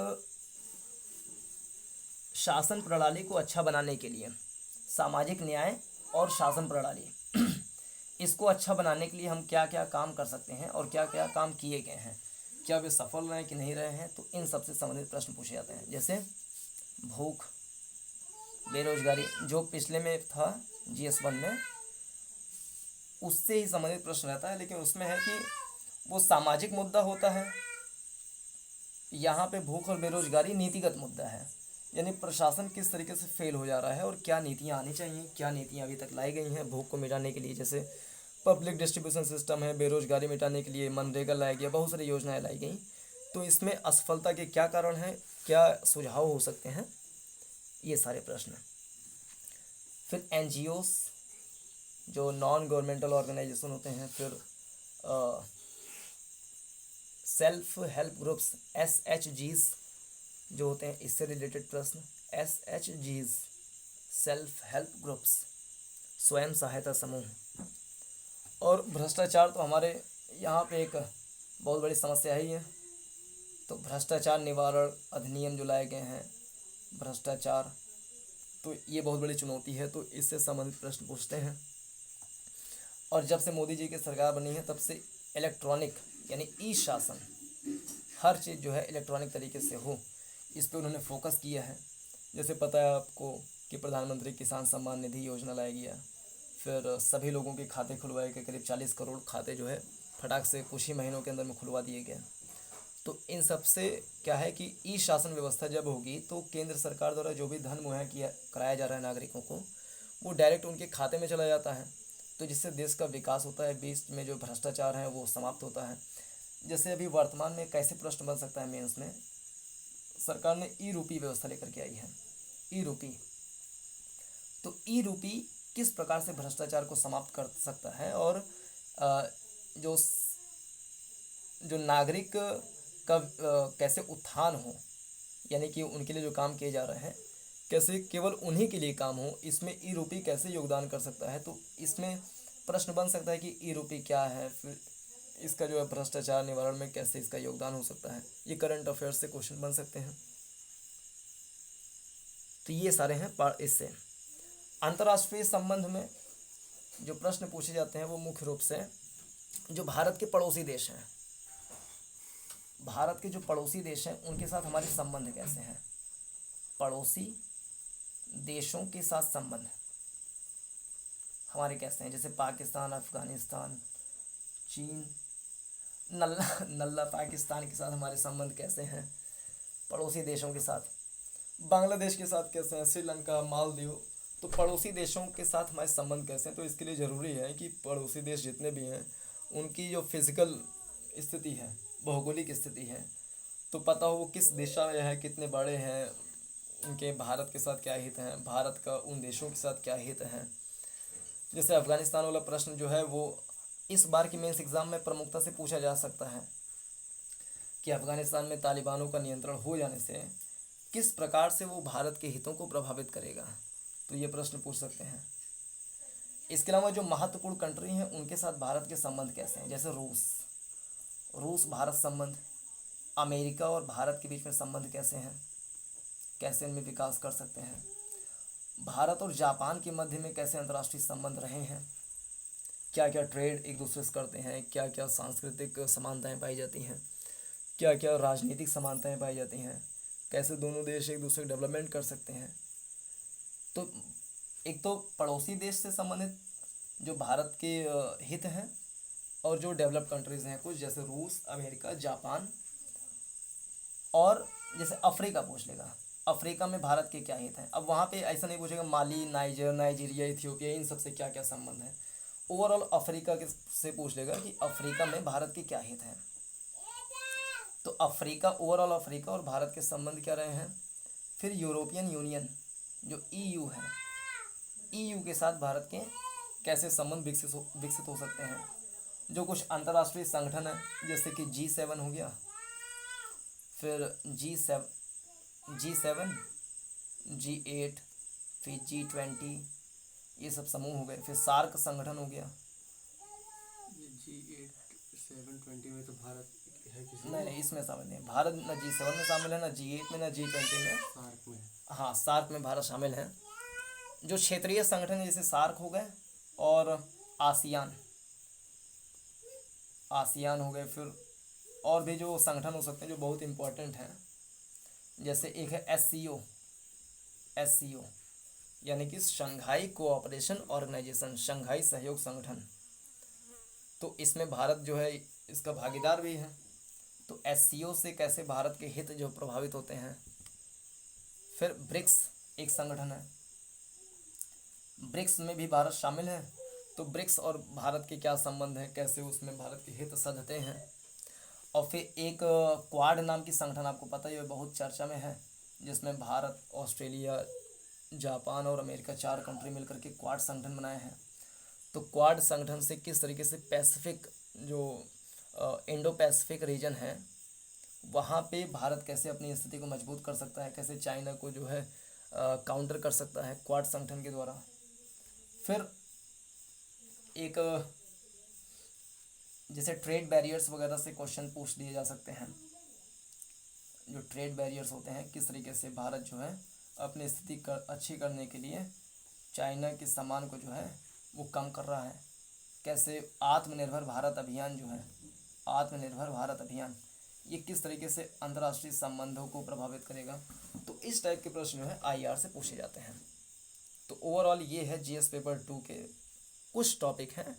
इसकी डिटेल में अध्ययन करने के लिए एम लक्ष्मीकांत और 6 से 12 तक की एनसीईआरटीज़ और जो अच्छे अच्छे यूट्यूब चैनल हैं उन सब की गाइडेंस से जीएस पेपर 2 की तैयारी अच्छी हो सकती है। इसके बाद जीएस पेपर 3 आएगा। अगला पेपर है जीएस पेपर 3 का, जीएस थर्ड जिसको बोलते हैं। अच्छा, जीएस थर्ड को आमतौर पर लोग मतलब कम जानकारी की वजह से केवल इकोनॉमी का पेपर मान लेते हैं, लेकिन जीएस पेपर थर्ड में 5 पेपर, मतलब पेपर तो एक ही होता है जो कि 250 नंबर का होता है, 20 प्रश्न पूछे जाते हैं और वही 3 घंटे में आपको लिखना होता है। पेपर तो एक ही है, लेकिन इस पेपर में 20 प्रश्न जो पूछे जाते हैं वो 5 विषयों से पूछे जाते हैं। एक विषय से नहीं, 5 विषयों से पूछे जाते हैं, जिसमें से एक विषय है भारतीय अर्थव्यवस्था। भारतीय अर्थव्यवस्था, हालांकि भारतीय अर्थव्यवस्था का वेटेज ज़्यादा है, लेकिन ये केवल भारतीय अर्थव्यवस्था का पेपर नहीं होता जीएस थर्ड में। भारतीय अर्थव्यवस्था में अगर हम औसत देखें तो हर साल लगभग 125, 115, 125, 137 इतने नंबर के प्रश्न पूछे जाते हैं। यानी औसतन 125 नंबर के प्रश्न भारतीय अर्थव्यवस्था से रहते हैं। यानी कि 250 पूरा हो गया तो लगभग 50% का वेटेज होता है अकेले भारतीय अर्थव्यवस्था का, जिसमें कौन कौन से विषय सम्मिलित होते हैं उसको हम अभी देखेंगे यहाँ पर। लेकिन दूसरा विषय क्या होता है, भारतीय अर्थव्यवस्था हो गई और दूसरा विषय होता है अपना साइंस एंड टेक्नोलॉजी, यानी विज्ञान और प्रौद्योगिकी। विज्ञान और प्रौद्योगिकी के लिए कोई अलग से पुस्तक पढ़ने की ज़रूरत नहीं है, केवल जो करंट अफेयर्स में बहुत ही महत्वपूर्ण कोई साइंस टेक्नोलॉजी से रिलेटेड डेवलपमेंट हुआ है, जैसे अपना जो इसरो है, इसरो ने कोई बहुत ही इम्पोर्टेंट मिसाइल या बहुत ही इम्पोर्टेंट कोई प्रोजेक्ट लॉन्च किया है, जैसे कि गगनयान, चंद्रयान, मंगलयान। तो इससे रिलेटेड जो बहुत ही इम्पोर्टेंट मिशन लॉन्च किए रिसेंटली पिछले 1 साल 2 साल के अंदर में, तो वो हो सकते हैं। डीआरडीओ ने कोई नया डेवलपमेंट अगर किया है तो उससे रिलेटेड क्वेश्चन हो सकते हैं। या भारत में जो महत्वपूर्ण पर्सनालिटीज़ हुए हैं, यानी व्यक्तित्व जो महत्वपूर्ण हुए हैं, जो साइंस के क्षेत्र में प्रगति मतलब योगदान दिए हैं, तो व्यक्तित्व के योगदान क्या रहे हैं, जैसे सर विश्वेश्वरैया और कुछ और लोग जो जल इंजीनियरिंग के क्षेत्र में काम किए, यानी कि वाटर टेक्नोलॉजी या वाटर अभियांत्रिकी कह सकते हैं, जल अभियांत्रिकी। तो जल अभियांत्रिकी यानी कि वाटर इंजीनियरिंग से रिलेटेड 1 साल प्रश्न पूछा गया था जल अभियांत्रिकी से। तो ये प्रश्न 1 साल पूछा था क्योंकि इसमें भारतीयों ने अच्छा काम किया था। इसी तरीके से शायद इस साल पूछ लें कि कोरोना वैक्सीन में इंडियन इंस्टीट्यूट ऑफ जो साइरस पूनावाला का जो है, जो कोविशील्ड बनाती है, तो कोविशील्ड बनाने में उसने कैसे पूरे विश्व की मदद की है और ये कैसे भारत के जो टेक्नोलॉजिकल डेवलपमेंट है उसको दर्शाता है। तो इससे रिलेटेड हो सकता है प्रश्न पूछ ही लिए जाएँ इस साल। तो जल अभियांत्रिकी जो विभिन्न प्रकार के टेक्नोलॉजी हैं, जैसे कि वाटर टेक्नोलॉजी या शहर में जो है ड्रेनेज प्रणाली जो है, मल प्रणाल, उसकी थोड़ी सी समस्या हो जाती है, पानी जो है भर जाता है, तो हो सकता है रेन वाटर हार्वेस्टिंग से संबंधित कुछ अगर डेवलपमेंट हुई हैं तो वो क्वेश्चन पूछ लें। रेन वाटर हार्वेस्टिंग RWH जो होता है। इसके अलावा नैनो टेक्नोलॉजी से रिलेटेड प्रश्न, यानी जिसको बोलते हैं सूक्ष्म प्रौद्योगिकी, नैनो टेक्नोलॉजी। तो नैनो टेक्नोलॉजी भी एक इम्पॉर्टेंट विषय बनता है। और बायोटेक्नोलॉजी यानी कि जिसको बोलते हैं जैव प्रौद्योगिकी। जैव प्रौद्योगिकी, तो जैव प्रौद्योगिकी से एक साल जो है प्रश्न में पूछ लिया था कि किस प्रकार से बायोटेक्नोलॉजी जो है वो उसका क्या महत्व है इत्यादि। तो नैनो टेक्नोलॉजी, बायोटेक्नोलॉजी। इसके अलावा स्पेस के क्षेत्र में अगर कोई प्रगति हुई है, जिसको बोलते हैं स्पेस टेक्नोलॉजी, यानी कि अंतरिक्ष प्रौद्योगिकी क्षेत्र में। हाँ, भारत में अगर स्पेशली अगर कोई डेवलपमेंट हुआ है तो वो विदेश में भी अगर जो महत्वपूर्ण संगठन जैसे नासा है, नासा ने कोई बहुत ही बड़ा प्रोजेक्ट लॉन्च किया है जिससे पूरे विश्व पे इम्पैक्ट पड़ेगा और भारत का उसमें कुछ ना कुछ हित है, कुछ है, तो वो ज़्यादा प्रश्न बन सकते हैं इस तरीके से। नासा भी एक इम्पोर्टेंट संगठन है साइंस एंड टेक्नोलॉजी के क्षेत्र में। तो स्पेस टेक्नोलॉजी हो गया। इसके अलावा इस समय जो सबसे ज़्यादा प्रचलित है श्रीमान मोदी जी के आने के बाद, वो है इंफॉर्मेशन टेक्नोलॉजी, यानी सूचना प्रौद्योगिकी। इंफॉर्मेशन टेक्नोलॉजी यानी किस तरीके से कंप्यूटर टेक्नोलॉजी, इंफॉर्मेशन टेक्नोलॉजी और जो रोबोटिक्स हैं, रोबोटिक्स से क्या फ़ायदे नुकसान हो सकते हैं। इसके अलावा जो जैसे विभिन्न प्रकार के जो स्पाईवेयर, मालवेयर होते हैं जो दूसरे के मोबाइल में अपने आप सिस्टम में इंस्टॉल हो जाते हैं, फिर वो उनके सिस्टम को हैक कर लेते हैं, जो हैकिंग है, सही शब्द हम बोल सकते हैं हैकिंग। तो हैकिंग एक बहुत बड़ी समस्या है। तो ये सब टेक्नोलॉजी से संबंधित क्वेश्चन मतलब टॉपिक हैं जो महत्वपूर्ण बनते हैं। आईएएस के जो सिलेबस दिया गया उसमें है विज्ञान एवं प्रौद्योगिकी का विकास किस तरीके से भारत में हुआ है, साइंस टेक्नोलॉजी का विभिन्न क्षेत्रों में, उसके क्या अनुप्रयोग यानी कि क्या उसके प्रैक्टिकल्स हुए हैं या हो रहे हैं, साइंस टेक्नोलॉजी से रिलेटेड प्रश्न, अंतरिक्ष यानी स्पेस टेक्नोलॉजी, रोबोटिक्स, बौद्धिक संपदा अधिकार। ये बहुत ही इंपॉर्टेंट टॉपिक है। हर साल या हर दूसरे साल एक प्रश्न तो इस पर बन ही जाता है। जो बौद्धिक संपदा अधिकार है यानी कि इसको बोलते हैं इंटेलेक्चुअल प्रॉपर्टी राइट्स। विज्ञान में आएगा। हाँ, इंटेलेक्चुअल प्रॉपर्टी राइट्स, क्योंकि इंटेलेक्चुअल प्रॉपर्टी राइट्स उसी चीज़ पर लिए जाते हैं जो नया शोध हुआ है, और नया शोध जो साइंस एंड टेक्नोलॉजी के फील्ड में नई खोज हुई है तो उस पर आईपीआर लिया जाता है।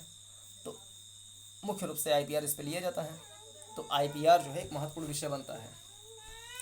जैसे वैक्सीन जो है, जब वैक्सीन की किल्लत पड़ी दुनिया भर में, तो जॉनसन एंड जॉनसन जो अमेरिका की कंपनी है, तो उन सब से निवेदन किया गया, अमेरिका से निवेदन किया गया जो आईपीआर आप ले रखे हैं अपने वैक्सीन पर, वो छूट उस पर प्रदान करें ताकि दुनिया भर में वैक्सीन का उत्पादन ज़्यादा मात्रा में हो सके। लेकिन वो मान नहीं रहे थे कि आईपीआर जो है हम अपना वापस नहीं लेंगे, वो हमारा इंटेलेक्चुअल प्रॉपर्टी राइट्स हैं। तो ये प्रश्न जो है इस तरीके से बन जाता है अगर करंट अफेयर्स में चल रहा है तो, अन्यथा भी बन जाता है प्रीलिम्स में। फिर विज्ञान एवं प्रौद्योगिकी में भारतीयों की क्या उपलब्धियां रही हैं, यानी भारतीयों ने अगर कोई अच्छा काम किया इस क्षेत्र में तो उससे रिलेटेड प्रश्न बनते हैं। जैसे एक बार पूछा था यही वाला जल अभियांत्रिकी में, डॉक्टर विश्वेश्वरैया और एक साइंटिस्ट है, दोनों ने मिल करके जल अभियांत्रिकी के क्षेत्र में काम किया था। तो इस प्रकार से विज्ञान प्रौद्योगिकी में इसमें सबसे ज़्यादा महत्ता उस बात की है जो करंट अफेयर्स में चल रहे हैं और जो बहुत ही रेलिवेंट है, ऐसा कुछ भी उल जलूल नहीं, बहुत रेलिवेंट टॉपिक जो हैं जो हमारे सिलेबस में प्रोवाइड किए गए वही। यानी हमें इसमें पीएचडी नहीं हासिल करना है, केवल बेसिक जानकारी हासिल करना है जो एक सिविल सर्वेंट को मतलब पता होना चाहिए, जितनी पता है। तीसरा विषय है पर्यावरण। पर्यावरण यानी कि एनवायरनमेंट। और पर्यावरण से अगर साइंस टेक्नोलॉजी देखें तो हर साल लगभग इसमें 50 भी एक बार क्वेश्चन पूछ लिया गया था 2015 में। यानी कि हम लगभग कह सकते हैं 30 नंबर का जो है क्वेश्चन साइंस टेक्नोलॉजी से पूछा जाता है। यानी कि हर साल 2 क्वेश्चन 3 क्वेश्चन इस प्रकार से। भारतीय अर्थव्यवस्था, इसका हमने अभी टॉपिक डिस्कस नहीं किया, उसको बाद में देख लेंगे। पर्यावरण में हर साल 25 नंबर, 45, 25, 12.5 इस प्रकार से, यानी कि हर साल लगभग 3 प्रश्न हम कह सकते हैं पर्यावरण से पूछे जाते हैं। पर्यावरण में क्या, एक तो सिंपल से यही एनवायरनमेंट क्या है, फिर इकोलॉजी यानी कि पारिस्थितिकी क्या होती है, फिर हमारा फूड चेन क्या है, और किस तरीके से क्लाइमेट चेंज इस समय बहुत बड़ी समस्या बन गई है, यानी कि जलवायु परिवर्तन। तो क्लाइमेट चेंज एक बहुत बड़ा मुद्दा है। और वैश्विक ऊष्मन जो है बढ़ रहा है, यानी कि ग्लोबल वार्मिंग बढ़ रही है। तो ग्लोबल वार्मिंग क्यों बढ़ रही है, इसके लिए विश्व स्तर पे क्या काम किए जा रहे हैं। तो ग्लोबल वार्मिंग, और अगर कोई जीव जंतु है जो कि बहुत ही संकटग्रस्त स्थिति में है, तो उनके संरक्षण से संबंधित अगर कुछ योजनाएं नीतियां चलाई जा रही हैं तो संरक्षण संरक्षण में क्या संरक्षण, एक तो जैव संरक्षण यानी जीव जंतुओं पौधों इत्यादि का संरक्षण के लिए क्या काम किया जा रहा है, तो जैव संरक्षण। इसके अलावा जो मरुस्थल है, मरुस्थलीकरण ये बहुत ज़्यादा बढ़ रहा है, तो मरुस्थल को रोकने के लिए हम लोग क्या कर सकते हैं। फिर प्रदूषण को रोकने के लिए क्या काम किए जा रहे हैं, क्या किए जा सकते हैं। तो ये सारे मुख्य रूप से पर्यावरण के होते हैं।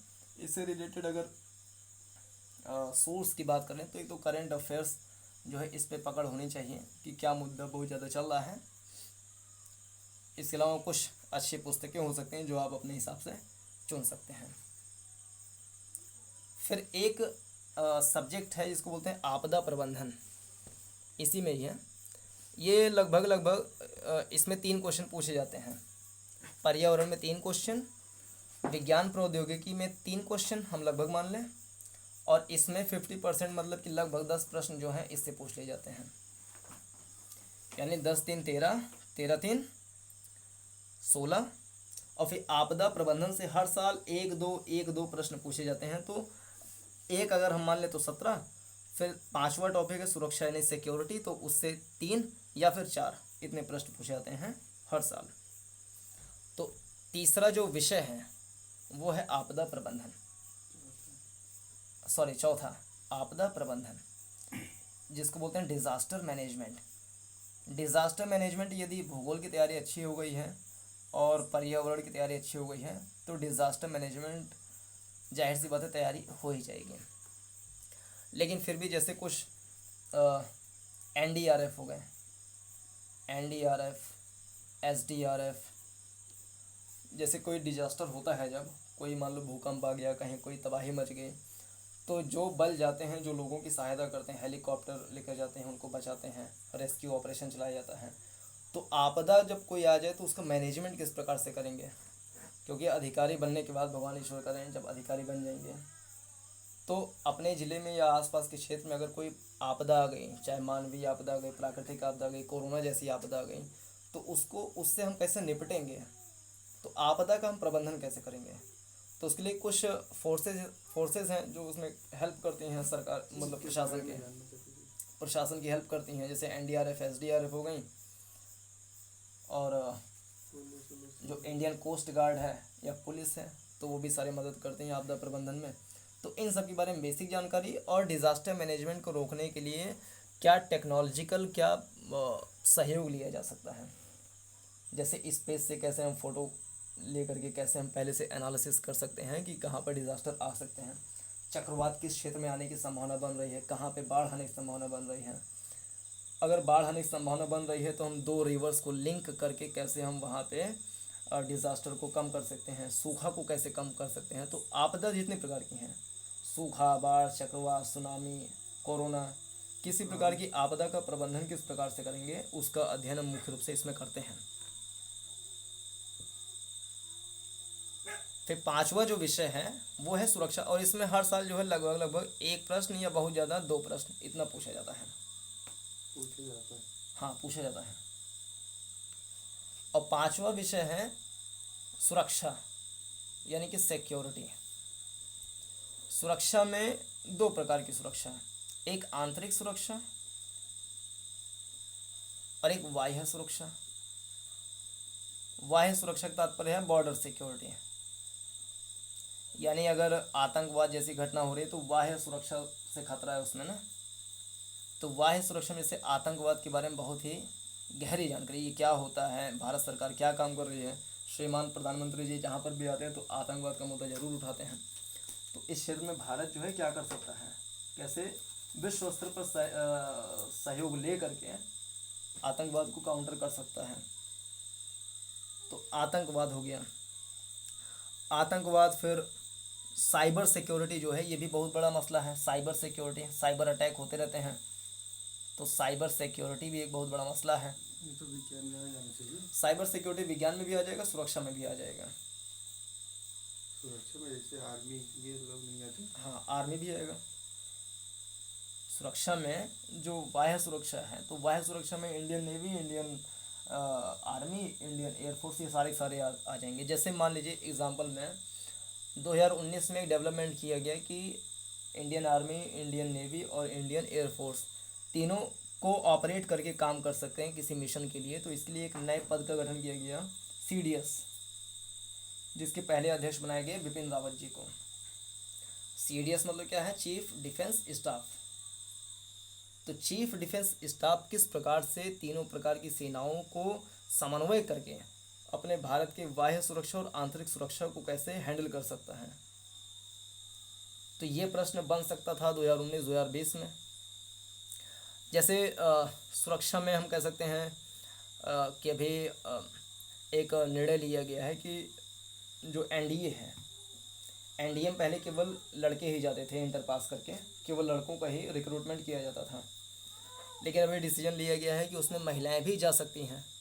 हालांकि ये प्रश्न सिक्योरिटी से नहीं बनेगा, ये प्रश्न बनेगा अपने जो इंडियन सोसाइटी है GS पेपर 1 उससे बन सकता है कि महिलाओं का सेना के क्षेत्र में किस तरीके से करने की उनको प्रोत्साहन दिया जा रहा है, तो इससे क्या प्रभाव पड़ेंगे। तो कुल मिला के साइबर सिक्योरिटी हो गया, आतंकवाद हो गया, फिर अफीम वगैरह, अफीम या तस्करी जो होती है, तस्करी मुख्य रूप से जैसे हथियारों की या मानव की भी तस्करी होती है। तो तस्करी भी एक बहुत ही बड़ा मुद्दा है, घिनौना काम है। तस्करी में जो है मानव व्यापार भी है और जानवरों को जो है गलत तरीके से उनको वध करके या जानवरों को मार करके अंतर्राष्ट्रीय बाज़ार में मोटा पैसा कमाना, तो ये भी तस्करी है। अफीम या जो चरस, गांजा, भांग है, इन सबको ला करके पंजाबियों को पिलाना। पंजाबी जो जवान है, पंजाबी लड़के, वो नशे में धुत हैं, तो इससे क्या है, देश को खतरा है, सुरक्षा के लिए दिक्कत है तस्करी। तो तस्करी, साइबर सुरक्षा हो गया, धन शोधन हो गया, यानी कि जो मनी लॉन्ड्रिंग होती है, मनी लॉन्ड्रिंग, तो ये बहुत बड़ी समस्या है, क्योंकि आतंकवाद को वित्त पोषण यहाँ से होगा तो आतंकवाद फलेगा फूलेगा। तो मनी लॉन्ड्रिंग को काउंटर करने के लिए एक संस्था है जिसको बोलते हैं, जो ब्लैक लिस्ट और ग्रे लिस्ट जारी करती है कि अगर कोई देश अपने देश में आतंकवाद को पनपा रहा है, यानी कि मनी लॉन्ड्रिंग कर रहा है, उसको पैसा दे रहा है, वित्त पोषण कर रहा है कि आतंकवाद फले फूले, तो उस देश को जो है कुछ ना कुछ नुकसान, आर्थिक नुकसान पहुंचाने के लिए एक संगठन है जो ग्रे लिस्ट और ब्लैक लिस्ट जारी करती है, जिसमें उस देश को डाल देने से उसको बहुत ज़्यादा नुकसान होता है, यानी उसके कुछ ट्रेड बैरियर्स लग जाएंगे, या उसको अंतर्राष्ट्रीय आयात निर्यात में दिक्कत होगी, या उसको लोन मिलने में दिक्कत होगी। तो एक संस्था है, उस संस्था का नाम जो है, अभी उस संस्था ने जो है नॉर्थ कोरिया और पाकिस्तान, इन दोनों देशों को ग्रे लिस्ट में डाला भी है। तो ऐसी संस्थाएं जो सिक्योरिटी के लिए महत्वपूर्ण हैं, वो भी इसमें इम्पोर्टेंट हो जाती हैं। जैसे सीमावर्ती क्षेत्रों में सुरक्षा चुनौतियां क्या हैं, यानी भारत के जो सीमाई क्षेत्र हैं, बॉर्डर एरियाज़ हैं, वहाँ पे क्या दिक्कत है, थ्रेट है क्या, उससे रिलेटेड प्रश्न। फिर संगठित अपराध किस प्रकार से होते हैं, आतंकवाद, और सुरक्षा बल जो हमारे देश में है। सुरक्षा बल में जैसे एक तो बहुत बड़ा ये तीनों प्रकार की जो सेनाएं हैं, सुरक्षा बल तो सबसे बड़ा यही है। इसके अलावा जो अर्धसैनिक बल होते हैं, पैरामिलिट्री फोर्सेस, अर्धसैनिक बल, तो इनके बारे में बहुत ही अच्छी जानकारी होनी चाहिए कि ये किस प्रकार से, जैसे BSF, CISF और CRPF, असम राइफल्स, ये सारे किस तरीके से काम करते हैं, और ये सब गृह मंत्रालय के अंडर में रहते हैं, तो कैसे ये हमारे बॉर्डर सिक्योर करने में योगदान देते हैं। फिर सुरक्षा बल से संबंधित जो इंस्टीट्यूशंस हैं, उनके बारे में जानकारी और उनके क्या काम हैं। हर साल सुरक्षा से संबंधित प्रश्न जो हैं वो लगभग हम कह सकते हैं कि 2 से 3 प्रश्न पूछे जाते हैं, 2 से 3 प्रश्न। तो ये हो गया अपना सिक्योरिटी। भारतीय अर्थव्यवस्था हम सिलेबस देख लें कि इससे क्या है। भारतीय अर्थव्यवस्था में तैयारी के लिए सबसे अच्छा सोर्स एक तो कक्षा 11 का NCERT है। इसके अलावा रमेश सिंह की बहुत अच्छी पुस्तक है, और हर साल वित्त मंत्रालय जो है इकोनॉमिक सर्वे जारी करता है, तो इकोनॉमिक सर्वे भी पढ़ना अच्छा होता है। बजट हर साल पास होता है, तो बजट से हर साल जो है 1-2 प्रश्न पूछे जाते हैं। अर्थव्यवस्था के जो टॉपिक हैं उनको हम पहले देख लें। जैसे एक तो हमें भारतीय अर्थव्यवस्था, इंडियन इकोनॉमी की एक बेसिक जानकारी होनी चाहिए। जो कि या 11th में। हाँ, जो कि 11th में है, जो कि 11th में पूरी पूरी किताब पढ़ डालनी चाहिए इसके लिए। और इसका थोड़ा सा इतिहास, तो हमें ऐतिहासिक जानकारी भारत की कक्षा 11 में मिल जाएगी, बहुत बड़ी पुस्तक है। फिर समावेशी विकास, यानी हम सभी को लेकर के कैसे विकास करें। समावेशी विकास, जिसको इंक्लूसिव डेवलपमेंट कहते हैं। इंक्लूसिव डेवलपमेंट, समावेशी विकास, यानी विकास कुछ लोगों का ही ना हो बल्कि सभी लोगों का हो। सभी को लेकर के हम कैसे देश का विकास करें, इस क्षेत्र में हम क्या काम कर सकते हैं। फिर हर साल बजट पास होता ही है, तो बजट से प्रश्न बनते हैं। इसके अलावा जो भारत में मुख्य फसलें हैं, तो फसलों का उत्पादन किस प्रकार से हम बढ़ा सकते हैं, फसलों के कितने प्रकार होते हैं, फिर फसलों में क्या क्या नई टेक्नोलॉजी आ सकती है, फर्टिलाइजर, फर्टिलाइजर्स जो है उसका यूज़ हम कैसे कम कर सकते हैं, या irrigation, हाँ, फिर ऑर्गेनिक फार्मिंग कैसे कर सकते हैं, नेचुरल जो अलग अलग प्रकार की फार्मिंग पद्धति होती है उसका उपयोग करके कैसे हम एग्रीकल्चरल प्रोडक्टिविटी को बढ़ा सकते हैं। यानी फार्मिंग से रिलेटेड जो विषय हैं वो हैं, तो मुख्य फसलें हमें जाननी चाहिए कि भारत में प्रमुख फसलें क्या क्या हैं, उनका उत्पादन का स्तर क्या है, कैसे हम दलहनी और तिलहनी फसलों का उत्पादन बढ़ा सकते हैं। और कृषि उत्पाद का भंडारण, यानी कि स्टोरेज सिस्टम भारत में कैसा है, बहुत ही कमज़ोर है, बहुत लचर स्थिति है। स्टोरेज को हम कैसे बढ़ाएं, कोल्ड स्टोरेज वगैरह। और परिवहन विकास कैसे करें ताकि खेती वाली चीज़ें जो हैं सभी जगह आराम से आवागमन, आवागमन हो सके और लॉजिस्टिक सपोर्ट मिल सके। और सिंचाई जो अलग अलग प्रकार की होती है, जैसे टपक सिंचाई पद्धति हो गई, तो कैसे हम सिंचाई, क्योंकि पानी की हमारे देश में कमी है और पानी जो है फसलों की खेती में जो है ज़्यादा लग जाता है, तो कैसे हम न्यूनतम पानी से कम पानी से ज़्यादा प्रोडक्शन करें, यानी जो सिंचाई पद्धति हो सकती है। कुल मिलाकर के कैनाल, हाँ, डैम, डैम वगैरह बना करके, कैनाल बना करके, या जो वैज्ञानिक तरीके से सिंचाई पद्धति हो सकती है उसका विकास करके कम पानी में ज़्यादा उत्पादन कैसे करें। तो फसल से ये हो गया। फिर ई प्रौद्योगिकी, यानी इलेक्ट्रॉनिक टेक्नोलॉजी का हम प्रयोग करके कैसे हम फसल उत्पादन बढ़ा सकते हैं। जैसे सीड के नए नए प्रकार हो सकते हैं, HYBs, हाई यील्ड वेराइटीज़ वाले सीड्स हो गए कि बिया डाला और उसमें बहुत सारा मात्रा में उत्पादन हो गया, प्रोडक्टिविटी उसकी बढ़ गई। तो बीज में हम कैसे हाइब्रिड, हाइब्रिड टाइप का बीज हम ला सकते हैं, या बीज में कैसे हम प्रोसेस करके उसका जेनेटिक चेंज करके उसकी उत्पादन क्षमता को बढ़ा सकते हैं। तो ये सब फसल से संबंधित हो गए। तथा ठीक है, अप्रत्यक्ष एवं अप्रत्यक्ष कृषि सहायता, यानी सब्सिडीज़ वगैरह जो होती हैं, सब्सिडीज़ जो खेती में सब्सिडीज़ दी जाती हैं, और जो MSP दिया जाता है, मिनिमम सपोर्टिंग प्राइस वगैरह। ऑफिस में किसान का मुद्दा चल ही रहा है, तो किसान मुद्दे पर जो है प्रश्न पूछ सकते हैं, किसान बिल जो आया है उससे क्या किसानों की आय दोगुनी होने में सहायता मिलेगी। फिर खाद्य प्रसंस्करण उद्योग, विभिन्न प्रकार के उद्योग, प्राथमिक क्षेत्रक, द्वितीय क्षेत्रक, तृतीय क्षेत्रक, सभी क्षेत्रों के बारे में बेसिक जानकारी। और साथ में जो खाद्य प्रसंस्करण उद्योग है, हर साल लगभग हर दूसरे साल ये वाला प्रश्न पूछ ही लेते हैं, खाद्य प्रसंस्करण उद्योग से संबंधित प्रसंस्करण उद्योग।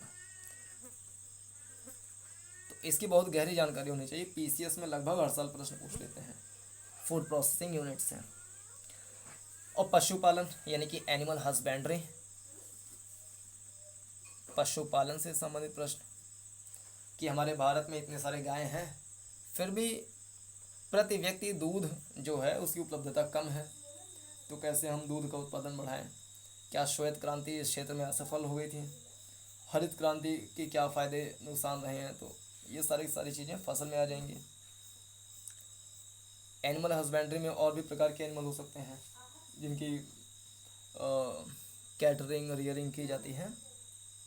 बकरी, हाँ, तो एनिमल हस्बेंड्री से संबंधित सारे चीज़ें मतलब ऐसी चीज़ें जो किसानों से संबंधित हैं। फिर भारत में भूमि सुधार से लगभग एक प्रश्न जो है हर दूसरे साल पूछते हैं, तो भूमि सुधार एक महत्वपूर्ण मुद्दा है जो कि लैंड रिफॉर्म। लैंड रिफॉर्म है। इसके अलावा 1991 में आर्थिक उदारीकरण आया था। तो एलपीजी के बारे में बहुत गहरी जानकारी, क्योंकि एलपीजी को लाए 2021 में 30 साल हो गया है। तो पूरी संभावना है कि इस साल एलपीजी पे प्रश्न पूछ लिया जाए कि क्या 30 सालों में एलपीजी ने भारत को कुछ दिया या भारत का नुकसान किया, इसकी समीक्षा कीजिए। तो 30 साल पूरा हुआ है, इसलिए एलपीजी के बारे में गहरी जानकारी होनी चाहिए और पिछले 30 सालों में इसका डेवलपमेंट कितनी अच्छी और कितनी मतलब कैसी स्थिति में हुआ है।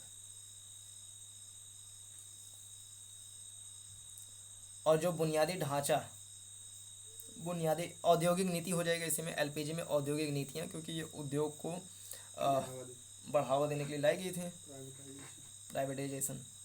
फिर बुनियादी ढांचा यानी इंफ्रास्ट्रक्चरल डेवलपमेंट, यानी रेलवेज, रोड्स, पोर्ट्स, बंदरगाह वगैरह, इन सब। हाँ, कम्युनिकेशन हो गया। तो बुनियादी ढांचा से संबंधित प्रश्न। और निवेश मॉडल यानी इन्वेस्टमेंट मॉडल क्या होते हैं, जैसे पीपीपी मॉडल होता है, पब्लिक प्राइवेट पार्टनरशिप मॉडल। तो निवेश मॉडल कितने प्रकार के होते हैं और अलग अलग क्षेत्रों में कौन सा निवेश मॉडल अच्छा हो सकता है, इसकी समीक्षा से संबंधित प्रश्न बन सकते हैं। तो ये है। तो इस तरीके से देखें तो 250 नंबर के ये सारे जीएस पेपर थर्ड वाले अपने टॉपिक हैं। अब फिर आ जाता है इसके बाद जीएस पेपर 4। जीएस पेपर 4 बहुत ही बढ़िया विषय है और किसी को अधिकारी बनने से पहले कुछ पढ़े ना पढ़े, जीएस पेपर 4 ज़रूर पढ़ना चाहिए। जीएस पेपर 4 और जीएस पेपर 4 को पढ़ें कम, पढ़ने से ज़्यादा आत्मसात करने की ज़रूरत है, उसे इंटरनलाइज करने की ज़रूरत है उसे, मतलब जो पढ़ रहे हैं उसको अपनाएं भी, क्योंकि जीएस पेपर 4 संबंधित है किससे, इसका जो विषय है वो है एथिक्स। हाँ, ethics, integrity and aptitude. Hindi में बोलें तो नीति शास्त्र, हाँ, नीति शास्त्र, सत्यनिष्ठा एवं अभिरुचि, ये विषय है जीएस पेपर 4 का। और इसमें 20 प्रश्न नहीं, लगभग 20 प्रश्न पूछे जाते हैं, यानी कभी 20, 22, 24 इस प्रकार से भी हो जाते हैं। शब्द लगभग 400 शब्द लिखने पड़ते हैं ताकि दबाव ना पड़े लिखने का। तो 20 क्वेश्चन और लगभग 20 से 22 क्वेश्चन होते हैं, जो कि 3 घंटे में लिखना होता है और मार्किंग इसकी 250 नंबर की होती है। इसका जो सब्जेक्ट है वो है एथिक्स, इंटीग्रिटी एंड एप्टीट्यूड। प्रश्न को 2 खंडों में करके पूछते हैं। एक खंड का होता है और दूसरा खंड खा होता है। खंड का में जो सैद्धांतिक पक्ष है, यानी जो प्रिंसिपल्स हैं, सैद्धांतिक पक्ष, उसके बारे में जानकारी आपसे पूछते हैं। इसके लिए बहुत बढ़िया सोर्स है, एक किताब है जी सुब्बाराव जी का, जी सुब्बाराव। वो पूरी की पूरी किताब जो है बहुत ही महत्वपूर्ण है इसकी तैयारी करने के लिए। तो सैद्धांतिक पक्ष में जैसे हमें पता हो कि ईमानदारी और सत्यनिष्ठा क्या है ना, ईमानदारी, सत्यनिष्ठा क्या है, इसकी एक सिविल सेवक को आवश्यकता क्यों है, भ्रष्टाचार से रिलेटेड प्रश्न पूछते हैं, भ्रष्टाचार, और सिविल सेवक की क्या भूमिका होती है। तो सिविल सेवकों की भूमिका से भी प्रश्न बन जाते हैं। सिविल सेवकों की भूमिका क्या है लोकतंत्र में, लोगों के कल्याण करने में।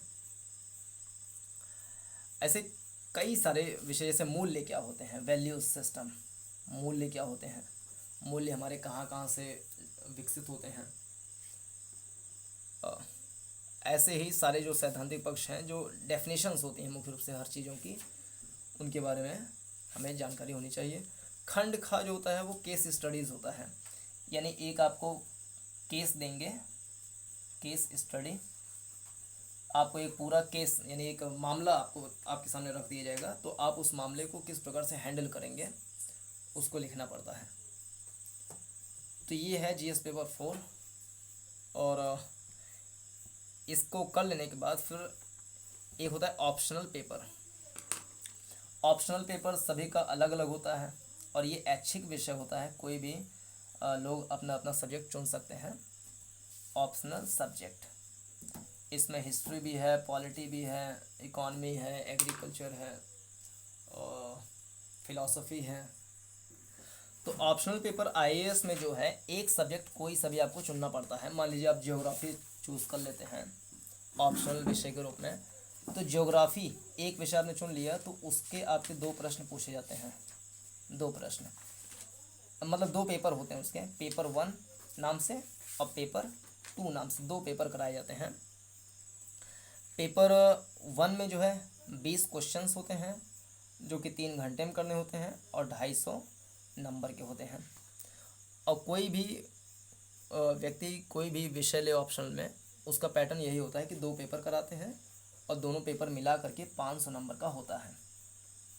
500 नंबर का, 250 number in each of paper. तो पेपर 1 में ये हो गया। फिर पेपर 2 में इस तरीके से 20 क्वेश्चन पूछेंगे, 3 घंटे का समय होगा, 250 नंबर का होगा। परीक्षाएं जो होती हैं वो बैक टू बैक एक एक दिन के अंतराल पे, मतलब अंतराल नहीं होता है, आज हुआ फिर कल होगा, परसों होगा, 4 दिन 5 दिन के अंदर में सारे के सारे पेपर करा लिए जाते हैं, सुबह शाम करके इस तरीके से। तो उसमें छुट्टी बिल्कुल राहत वाली बात नहीं होती है, लगातार पेपर देना होता है। और नंबर काउंट कर लें कितना नंबर का सारा पेपर होता है हमारा। तो निबंध हो गया 250, 1000 का नंबर हो गया, 1000 नंबर का हो गया अपना चारों जीएस। फिर 500 नंबर का हो गया अपना ऑप्शनल, यानी कि 0 5 7 1 1750 नंबर का हो गया निबंध प्लस चारों जीएस प्लस ऑप्शनल। और फिर 275 नंबर का होता है अपना इंटरव्यू, यानी 5 7 5 12 7 2 9 1 10 1 1 2 2025 नंबर में से आपका मूल्यांकन होता है।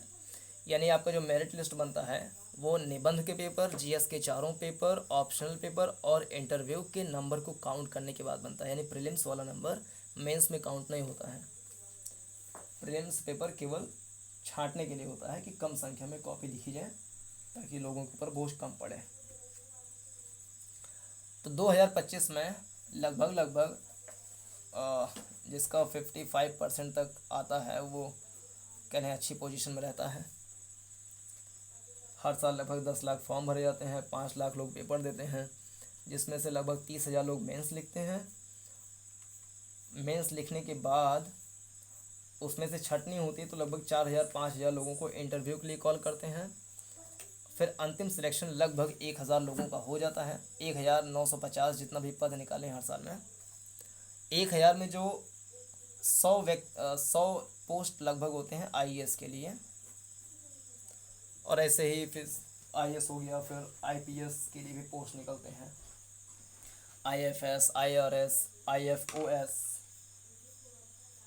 तो इस तरीके से 1,000 पद भरे जाते हैं।